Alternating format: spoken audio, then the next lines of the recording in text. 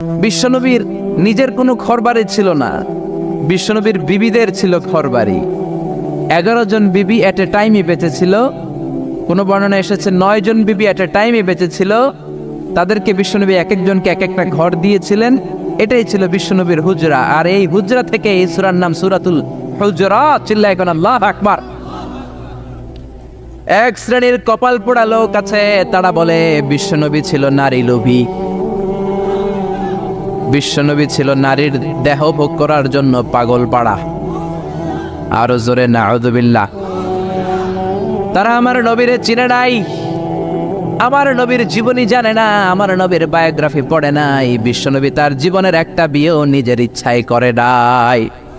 করেছেন কার ইচ্ছায়? আরো জোরে কার? বিশ্বনবী তার প্রথম বিয়েটা করেছেন বিশ্বনবী যখন 25 বছর বয়স। কত বছর? বিয়ে করলেন সাইয়্যিদাতুনা খাদিজা রাদিয়াল্লাহু তাআলা আনহাকে। উনার বয়স তখন কত ছিল? Can you imagine? আপনি কি কল্পনা করতে পারেন একটা পুরুষ যদি নারী লোভী হতো, নারী পিয়াসী হতো, যেখানে মক্কার নারীরা বিশ্বনবীর জন্য পাগল পাড়া, এরকম সুদর্শন হ্যান্ডসাম স্মার্ট যুবক মক্কাতে দ্বিতীয়টা ছিল না। কোন সুবহানাল্লাহ। এরকম সুদর্শন শক্তিশালী যুবক বিশ্বনবী বলতেন, আমার এক হাতের মধ্যে 40 জন জান্নাতি লোকের শক্তি ঢুকিয়ে দিয়েছে কে? বিশ্বনবী তার প্রথম বিয়েটা করলেন 25 বছর বয়স। প্রথম বউয়ের নাম ছিল খাদিজা, বয়স হলো 40।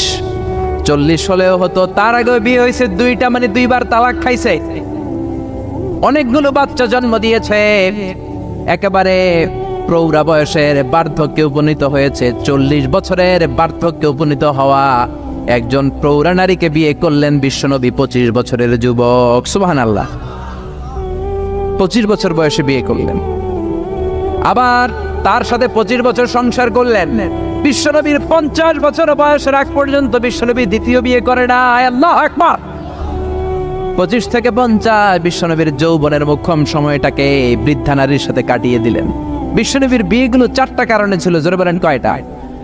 এক হচ্ছে educational cause, legal cause, social cause, political cause.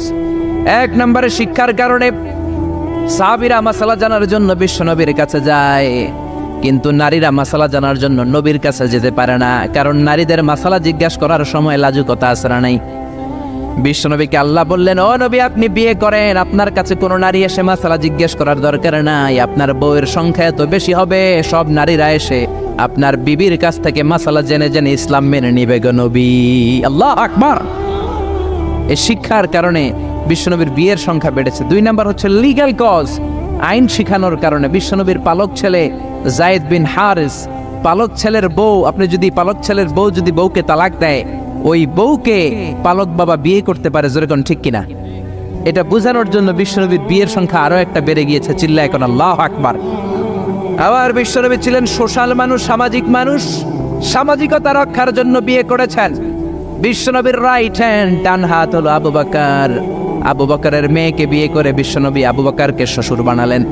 বিশ্বনবীর লেফট হ্যান্ড হলেন ওমর। ওমরের মেয়েকে বিয়ে করে বিশ্বনবী ওমরকেও শ্বশুর বানালেন। অনেকে জানে না ইসলামের 4 খলিফা, 4 খলিফার 2 জন হলো বিশ্বনবীর শ্বশুর, বাকি 2 জন বিশ্বনবীর জামাই। সুবহানাল্লাহ। আবু বকর বিশ্বনবীর শ্বশুর, ওমরে ফারুক বিশ্বনবীর শ্বশুর, উসমান রাদিয়াল্লাহু আনহু বিশ্বনবীর মেয়ের জামাই, সাইয়েদনা আলী রাদিয়াল্লাহু আনহু বিশ্বনবীর মেয়ের জামাই। চিল্লায় কোন আল্লাহু আকবার। তাহলে 1 নম্বরে গেল এডুকেশনাল কজ, 2 নম্বরে লিগ্যাল কজ, 3 নম্বরে সোশ্যাল কজ, 4 নম্বর হচ্ছে পলিটিক্যাল কজ, রাজনৈতিক কারণে। বিশ্বনবী ইহুদিদের দুর্গে হামলা করলেন, খায়বার দুর্গ, আল্লাহু আকবার বলে বিজয় লাভ করলেন। বিজয় লাভ করার পরে আল্লাহ বললেন, ও মুহাম্মদ সাল্লাল্লাহু, খায়বারের যে ইহুদি নেতা তার মেয়েকে তুমি বিয়ে করো। বিশ্বনবী তাকে বিয়ে করলেন, সাফিয়া বিনতে হুয়াইব ইবনে আখতাব। বিশ্বনবী যখন সাফিয়াকে বিয়ে করলেন, সমস্ত ইহুদিরা চিন্তা করলো, হায় হায়, যার সাথে এতদিন যুদ্ধ করলাম এ হয়ে গেছে এখন আমাদের বেয়াই। বিশ্বনবী হয়ে গেছে বেয়াই, শত্রুপক্ষ হয়ে গেছে শ্বশুর বাড়ি। কোন সুবহানাল্লাহ। হাজার হাজার ইহুদি বলে, আর এই লোকের সাথে তরোয়ার দিয়ে যুদ্ধ করার দরকার নাই, সবাই পড়ে নাও লা ইলাহা ইল্লাল্লাহু মুহাম্মাদুর রাসূলুল্লাহ সাল্লাল্লাহু। এই কারণে বিশ্বনবীর বিয়ের সংখ্যা বেড়েছে। একটা বিবিকেও বিশ্বনবী নিজের মন মতো বিয়ে করেন নাই, করেছেন একজনের অর্ডারে। তিনি কে? এই জন্য প্রত্যেক বিবিকে বিশ্বনবী একটা ঘর দিয়েছেন, এটাকে আরবিতে বলে হুজরাত। এই হুজরার নামে এই সূরার নাম সূরাতুল হুজরাত। পড়েন আল্লাহু আকবার। এটা মাদানী সূরা। এখানে আল্লাহ তাআলা আমাদেরকে কিছু সোশ্যাল নর্মস শিখিয়েছেন, সামাজিক রীতিনীতি শিখিয়েছেন। এই সূরাটাকে বলা হয় সূরাতুল আখলাক, চরিত্র গঠনের সূরা। সোশ্যাল এন্ড এথিক্যাল কিছু অ্যাটিটিউডস শেখানো হয়েছে, দ্য সোশ্যাল অ্যাটিটিউডস ইন ইসলাম। সমাজে সামাজিক কিছু রীতিনীতি আছে না নাই? আমাদের সমাজে আজ কোনো শান্তি নাই, ভয়ে ভয়ে মারামারি, বন্ধু বন্ধুতে কোপাকুপি, ফ্যামিলিতে ঝগড়া আছে না নাই? এই সূরাটার কেন্দ্রীয় আলোচ্য বিষয় হচ্ছে to ensure a peaceful society by practising some rules and regulation. আল্লাহর দেয়া কিছু বিধিনিষেধ মেনে নেওয়ার মাধ্যমে সমাজে শান্তি প্রতিষ্ঠা করা। চিল্লায় পড়েন আল্লাহু আকবার। আমরা আজকে এই সূরার আলোকে জানার চেষ্টা করব কি কি জিনিস আল্লাহ আমাদেরকে মোরাল এন্ড এথিক্যাল গাইডলাইন এবং ইনস্ট্রাকশন দিলেন, যেগুলো মানার মাধ্যমে একটা সমাজ শান্তিপূর্ণ হয়। আমাদের এই কায়েমপুরের সমাজটা শান্তিপূর্ণ হোক, আমরা চাই কি চাই না? একটা আওয়াজ তুলে বলেন না, চাই কি চাই না?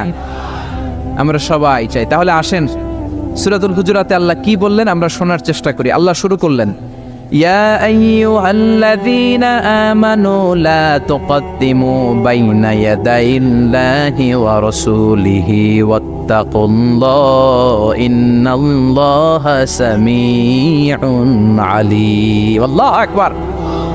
আল্লাহ বললেন, ও ইমানদারেরা শোনো শোনো, খবরদার আল্লাহ আল্লাহর রাসূলের চেয়ে বেশি বুঝো না।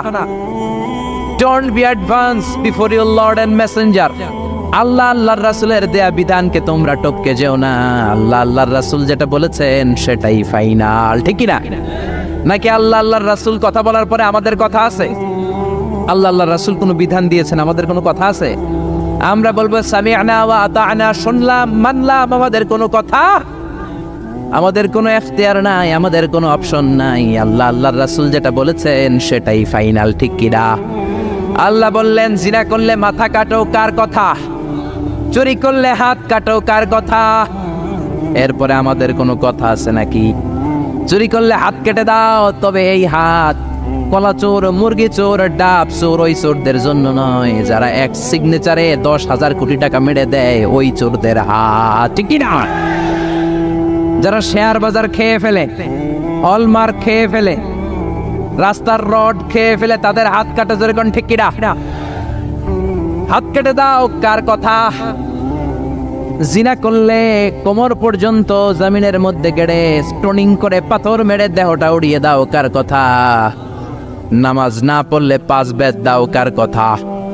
আল্লাহ আল্লাহর রাসূল যখন এই কথা বলেছেন, তারপরে আমাদের নিজেদের কোনো কথা আছে নাকি? আল্লাহ বললেন, ওয়ামা কানা লিমুমিনিন ওয়ালা মুমিনাতিন ইযা কাদাল্লাহু ওয়া রাসূলুহু আমরান আইয়াকুনা লাহুমুল খিয়ারাতু মিন আমরিহিম। আল্লাহ আল্লাহর রাসূল যখন কোনো ডিসিশন দেয়, ওই ডিসিশনই ফাইনাল। মুমিনদের ওই ডিসিশনের পরে নিজেদের কোনো ডিসিশন দেওয়ার সুযোগ থাকে? এজন্য ইসলাম আমরা রাসূলের কাছ থেকে শিখব। বিশ্বনবী যতটুকু শিখিয়েছেন ততটুকু ইসলাম। বিশ্বনবী মাগরিবের সালাত পড়েছেন 3 রাকাত, আমরা যদি পড়ি 5 রাকাত, কবুল হবে নাকি? জোরে বলেন, হবে? কেন হবে না? কারণ নবী শিখায় নাই। চিল্লায় কোন ঠিক কিনা? কথা কি বুঝতে পেরেছেন? কারণ নবী শিখায় নাই, বিশ্বনবী যা দিয়েছে তাই ইসলাম। এজন্য আল্লাহ বললেন, ওমা আতাকুমুর রাসূলু ফাখুযুহু, বিশ্বনবী যেটা দিয়েছেন সেটা ধরো। ওয়ামা নাহাকুম আনহু ফান্তাহু, বিশ্বনবী যেটা নিষেধ করেছেন সেটা থেকে দূরে থাকো, ঠিক কি না? নবী যা দিয়েছেন তাই ইসলাম, নবী যা করেছেন তাই ইসলাম, সেটাতেই কল্যাণ আর বরকত আছে না নাই? আপনি যদি চান আমি বিশ্বনবীর চাইতে বেশি বুজুর্গ হব, হতে পারবেন? আপনি যদি কোন আমি নবীর চাইতে বড় তাকওয়াবান হব, হতে পারবেন? কোন পাগলের যদি এই কথা বলে এটা শোনা যাবে? কারণ নবীর চেয়ে বড় মুত্তাকি হওয়া যায়, নবীর চেয়ে বড় বুজুর্গ হওয়া যাবে। নবী যা বলেছেন তাই ইসলাম। এক সাহাবী বললেন, উসাল্লিল লাইলা কুল্লা, সারা রাত আমি তাহাজ্জুদ পড়ব, আমি রাত্রে বিশ্রাম নেব না। বুখারীর বর্ণনা। আরেক সাহাবী বললেন, আসুমুদ দাহরা কুল্লা, সারা বছর আমি রোজা রাখবো, আমি কোনোদিন কিছু খাবো না। আরেক সাহাবী বললেন, আতাজিলুন নিসা, আমি নারীদের কাছে যাব না, বিয়ে করব না। এই তিন সাহাবীর তিন কথা যখন বিশ্বনবী